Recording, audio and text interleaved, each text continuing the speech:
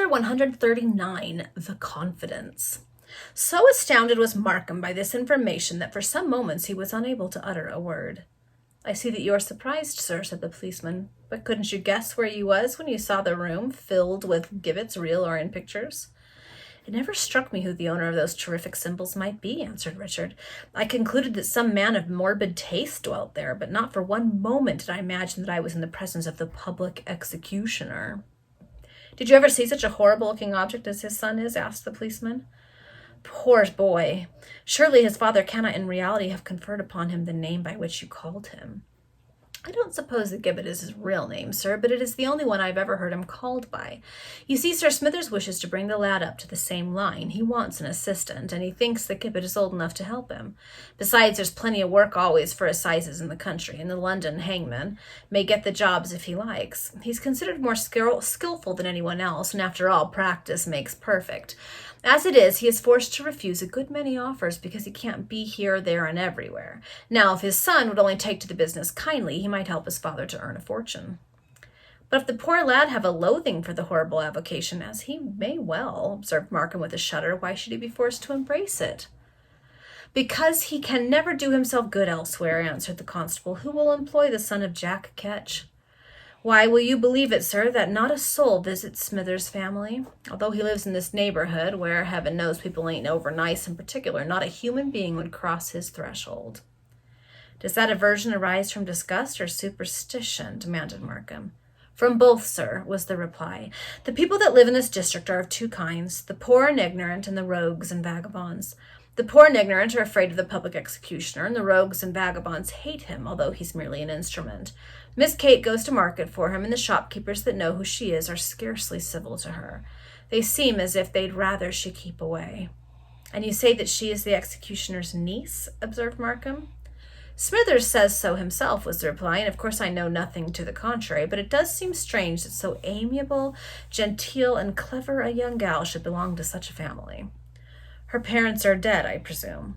"Yes, sir, she's an orphan. When Smithers is very dull and miserable with his lonely situation, he sometimes comes down to the station and has a chat with us constables, and then he's pretty communicative. He told me one day that Catherine's parents had died when she was very young, and so he was compelled to take care of her.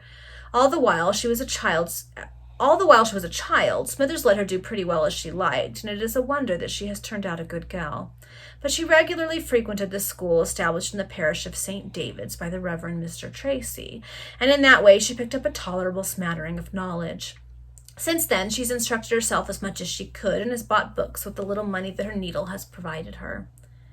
"But who employs her as a seamstress, if, as you say, so terrible a stigma affixes itself to each member of the hangman's household?" inquired Richard. "The old housekeeper at Mr. Tracy's is very friendly and disposed toward the poor creature, and gives her work," answered the policeman. "Catherine does all she can to console that poor boy, but she has taught him to read and write, and what's more, sir, to pray." "Policeman," said Richard after a pause, "the manner in which you have spoken relative to that poor girl shows me that you have a good heart. Is there any mode of ameliorating her wretched situation?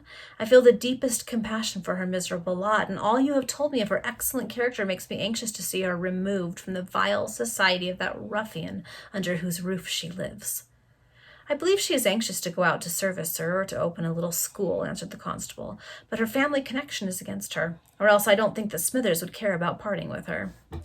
"What induces you to suppose that such are her wishes?" asked Markham. "Because she told me so, sir," was the reply. "One evening I went to Smithers' house with a certain message from the Sheriff of London, you can guess what, I dare say. To acquaint him with the day fixed for some wretch's execution, no doubt." "Precisely, sir.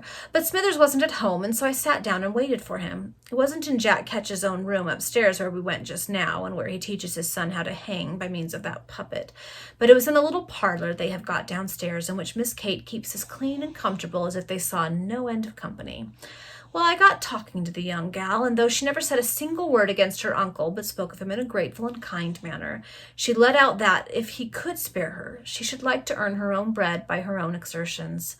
And then the poor creature burst out crying, and said that no one would take her as a servant, and that she should get no scholars even if she was to open a school."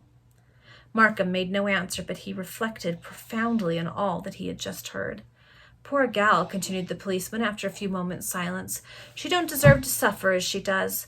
My beat is about this quarter, and I know pretty well all that's going on. I see more than other people about here because I've opportunity and leisure.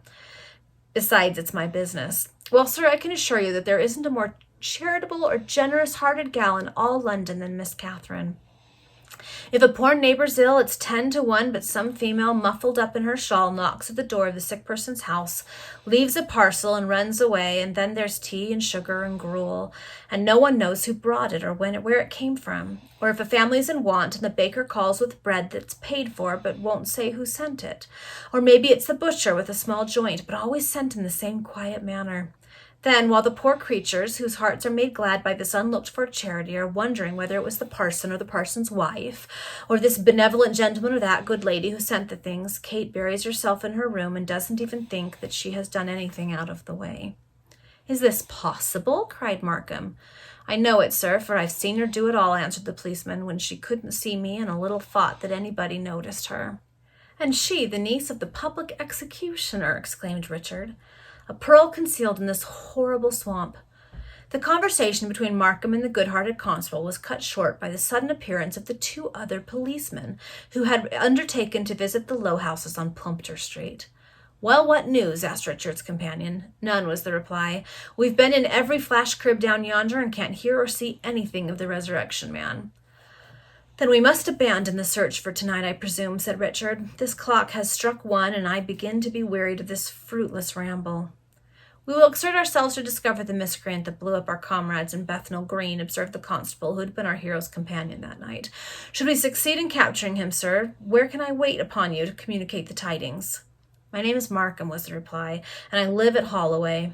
If you discover the villain Anthony Tidkins, lose not a moment in making me acquainted with the circumstances." Richard then rewarded the 3 constables liberally for the trouble they had taken ere he departed from them. He drew aside the one who had been his companion. "My good fellow," he said, slipping an additional sovereign into his hand, "you have too kind a heart for the situation which you fill.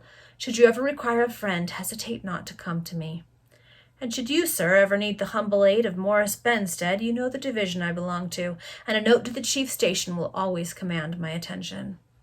Markham thanked the officer for his civility and then struck into the nearest street leading from the Holy Land to Tottenham Court, where he hoped to find a vehicle to take him home. But scarcely had he proceeded 20 paces when he heard hasty footsteps behind him, and turning round was accosted by a man whose slouched hat almost entirely shaded his countenance. Richard can't get away from this to save his life. "I beg your pardon, sir," said the man, "but I heard you mention 2 names a few moments ago that are familiar to me." "Indeed," cried our hero, surprised at this strange mode of address. "Yes, I was lurking in a court, and I heard you say that you were Mr. Richard Markham," resumed the man, "and you mentioned a certain Anthony Tidkins." "I did. Do you know him?" demanded Richard. "But too well," answered the man bitterly. "Who are you?" inquired Markham. "No matter who I am, I know you, and I know him. I was in a certain place at the same time that you were there, although we were not in the same ward. But I heard all about you then, and when you mentioned your name just now, I felt sure you was the same person. Has Tidkins ever injured you?" "Cruelly," replied Richard, "but I am not influenced by petty motives of revenge. I am anxious to deliver a monster into the grasp of justice." "And what should you say if you heard that Tidkins was beyond your reach in this world?" "I should rejoice that society was relieved from such a fiend." "Okay, I wonder if this is Cranky Jem, because he would know that the Resurrection Man got stabbed, because he's the one who did it." "Then I think that I can make your mind easy on that score," said the man. "What do you mean?" cried Richard eagerly. "I mean that this hand has done the law's work," responded the stranger. You mean that you yourself have acted the part of an avenger?" said Markham. "Precisely what I do mean. In plain terms, I've killed him." "You tell me this so coolly," exclaimed Richard. "Whatever that man's crimes may be, you are not less the monster." "Pooh! I should have thought you'd more pluck than that to talk this way. What does it matter whether Jack Ketch or a private enemy did the job?" "Where did this happen? When? How long ago?" inquired Markham, not knowing whether to believe the statement thus strangely made to him or not. "If you really wish to know all about it," said the man, "step up to this court where we can talk in peace, and I will tell you." "What, you think I'm going to hurt you too? Well, be it so. Good night, or rather, good morning." At that moment, St. Giles' Church struck 2. Stay, cried Richard, catching the man by the arm. I will accompany you. They walked together in a dark court, our hero keeping himself in readiness to resist any sudden hostility were such a proceeding intended. But the man appeared to have no such aim in view, for, leaning himself tranquilly against the wall, he said, Can you keep a secret? If I promise to do so, answered Richard, then promise not to betray what I am going to tell you. I promise, said Markham after some hesitation. You must know, continued the man, satisfied with this assurance, that I have lately partaken of the hospitality of people at whose headquarters, not 100 miles from where we are now standing, I met Anthony Tidkins. When? Demanded Richard impatiently. About 2 hours ago. Ah, then it may be true. True? What interest have I to tell you a lie? I have been some time in search of that villain. An accident threw us together tonight. This dagger... Here he took Richard's hand and made him feel the point of the elastic poniard. This dagger drank his life's best blood. Richard could not suppress a moment of horror. The assassin laughed.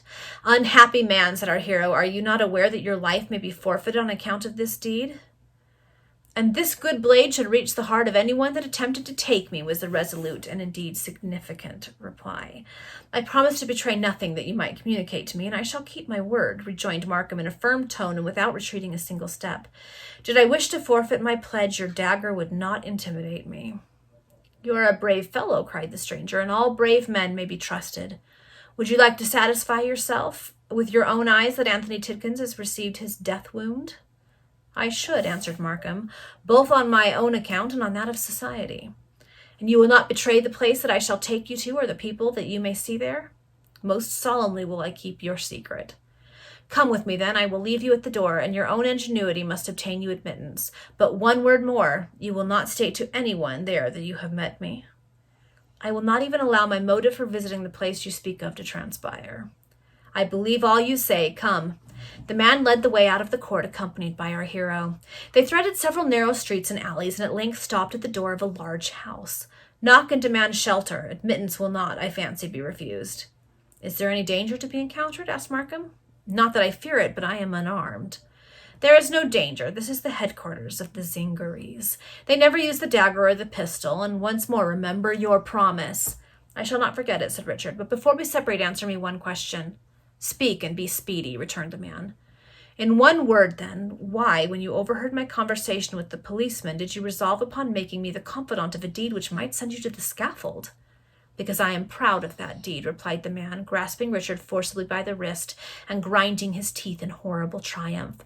Because it is the result of 4 years of pent-up yearning after vengeance. Because in avenging myself, I have avenged all who have suffered through that miscreant. Because I am anxious that those who have been injured by him should know the fate that has overtaken him at last. With these words, Cranky Jem, whom the reader has doubtless already recognized, disappeared precipitately from the spot. Okay, that is the end of the chapter. So we've met Kate, who is the niece of the public executioner, and her cousin. They went into so much detail about her and about the policeman that Richard was with that I am absolutely certain those two are going to play a role again down the road. And now Cranky Jem has taken Richard to the palace where the Resurrection Man is. He's been stabbed. We don't know if he's dead or not. And the rattlesnake is down in the basement, like entombed alive. So we'll see if he's able to interfere and save her or not. All right, see you for the next chapter.